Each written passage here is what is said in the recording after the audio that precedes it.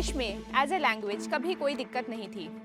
मुझसे आप लंबे ऐसे लिखवा लो, शेक्सपियर की लिटरेचर पढ़वा लो, पर क्यों ऐसा होता था? मुझे लोगों के सामने बोलना पसंद नहीं था, मुझे डर लगता था। I started talking in English. I made sure कि मेरी प्रेजेंस सिर्फ एक पीछे बैठने वाली लड़की की तरह ना रहे। जब मुझे as a president first time एक स्पीच देनी थी, वहां पे पता लगा अंग्रेजी में बात करो बिना डरे बिना शर्माए। डाउनलोड जोश talks English speaking app. Hello everyone, नमस्कार। मैं सिमरन मनूजा। मेरा जन्म, शिक्षा और थैंक्स टू कोविड जॉब भी सब कुछ प्रयागराज, जिसे आप सब इलाहाबाद से जानते होंगे, यहीं पे रहा है। मैं एक साधारण से परिवार में मैंने जन्म लिया, जहाँ पे हमें इतना बताया गया था, अगर जीवन में आगे बढ़ना है तो पढ़ना पड़ेगा। हमने वही किया। बचपन से जब एडमिशन होता था तो मेरे माँ बाप ने ये देखा अच्छे स्कूल में जाऊं और सिटी में जो भी बेस्ट है वो मिले। जब हम पढ़ाई करते थे तो हमें बोला जाता था कि क्लास में अव्वल आने का क्या महत्व है और इसी से सब कुछ आगे का फ्यूचर डिसाइड होगा। मैंने भी वही किया, सिर झुका के पढ़ाई की। मैंने मेहनत की और साथ में मेरे माँ बाप ने भी। धीरे धीरे इसका परिणाम ये हुआ कि मुझे इंग्लिश में एज ए लैंग्वेज कभी कोई दिक्कत नहीं थी। मुझसे आप लंबे ऐसे लिखवा लो, शेक्सपियर की लिटरेचर पढ़वा लो, I was one of them who loved it. पर क्यों ऐसा होता था? जब गेम्स पीरियड होता था या फिर एक्स्ट्रा करिकुलर एलोक्यूशन, पूरी क्लास बहुत खुश होती थी, पर मैं 2 कदम पीछे ले लेती थी।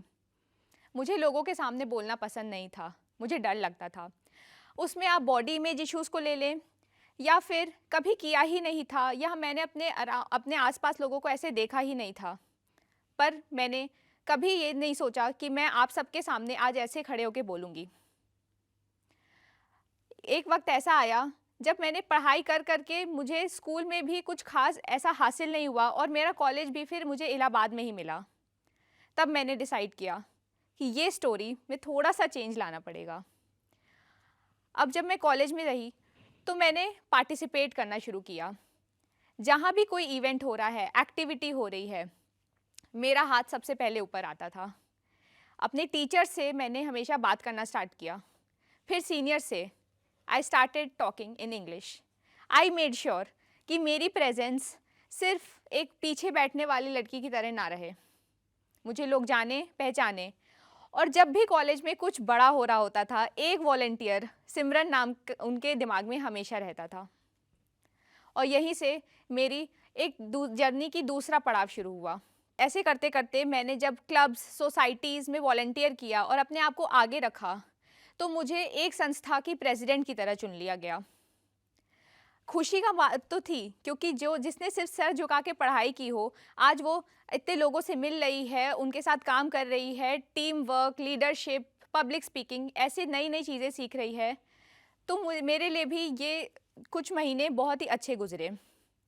जब मुझे as a president first time एक स्पीच देनी थी, वहाँ पे पता लगा कि कमी थोड़ी नहीं, बहुत ज़्यादा है। जब मैं माइक पे आई और अपने थैंक यू स्पीच दी, तो मेरे दोस्तों ने कहा कि सिमरन, हमें तो तुम्हारी सांस लेने की तक आवाज़ पीछे आ रही थी। और तब मुझे लगा कि यहाँ तो बहुत मेहनत लगेगी। पर सल्यूशन क्या था? मेरे आसपास के लोग अभी भी इससे अवेयर नहीं थे कि ऐसा भी कुछ होता है जिसमें मेहनत करी जा सकती है। इंग्लिश आती है ना, ठीक ठाक बोल लेती हो, तो क्या दिक्कत है? तो इससे क्या हुआ कि मैं सीखूं किससे, मैं किससे जाके पूछूं कि मुझे थोड़ा सा ठीक करो।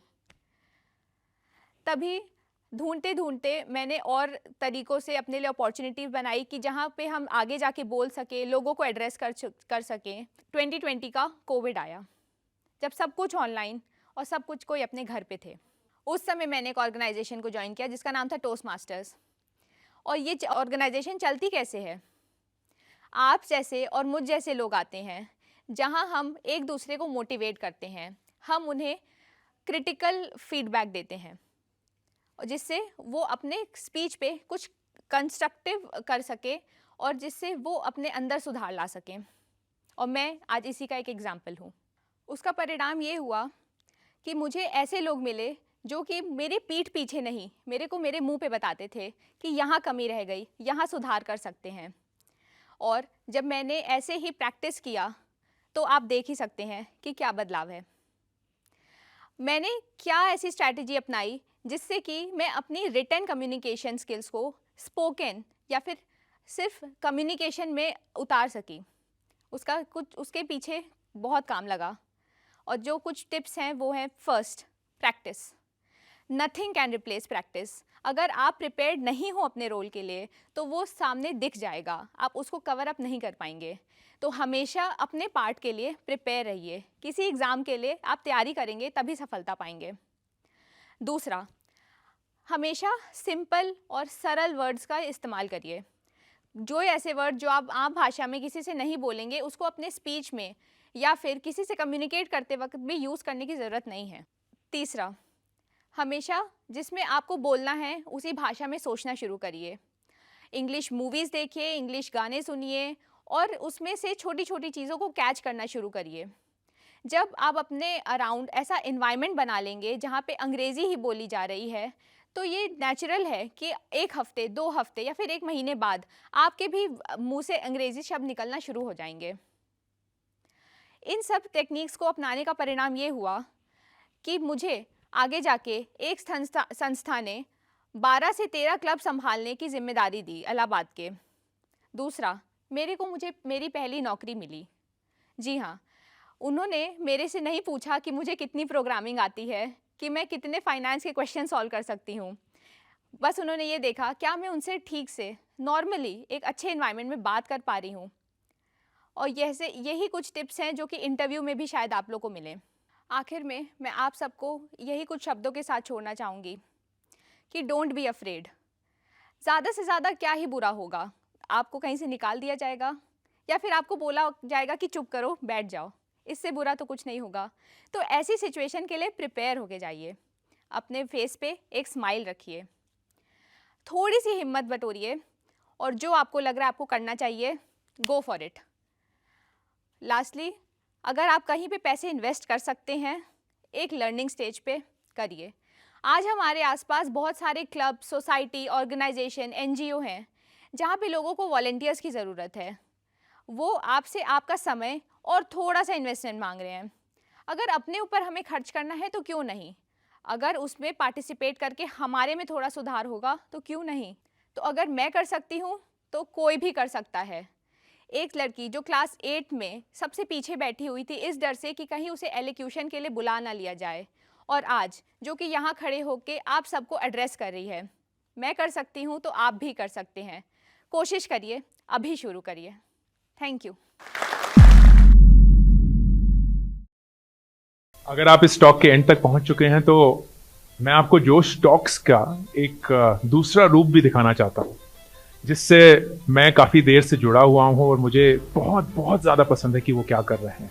जोश टॉक्स ने एक नया ऐप लॉन्च किया है जिसका नाम है जोश स्किल्स। अब वो नया नहीं रहा, काफ़ी टाइम से है, लाखों लोग उसको अब यूज़ करते हैं। और जोश स्किल्स पे आप अपनी ज़िंदगी के लिए कोर्सेज ढूंढ सकते हैं। वो कोर्स नहीं जो आपको physics, chemistry, commerce, business studies पढ़ाएंगे, वो कोर्सेज जो आपकी जिंदगी में आपको कैसे जीना चाहिए वो सिखाएंगे। मैंने खुद जो स्किल्स पे बहुत सारे कोर्सेज बनाए हैं, पब्लिक स्पीकिंग पे, इमोशनल क्राइसिस कैसे हैंडल किया जाए, अपनी पर्सनालिटी कैसे डेवलप की जाए। हर एक कोर्स में डेली क्विजेज हैं, एक्सरसाइजेज हैं, एक बहुत ही खूबसूरत कम्युनिटी है जो आपको सपोर्ट करेगी, आपको इनकरेज करेगी।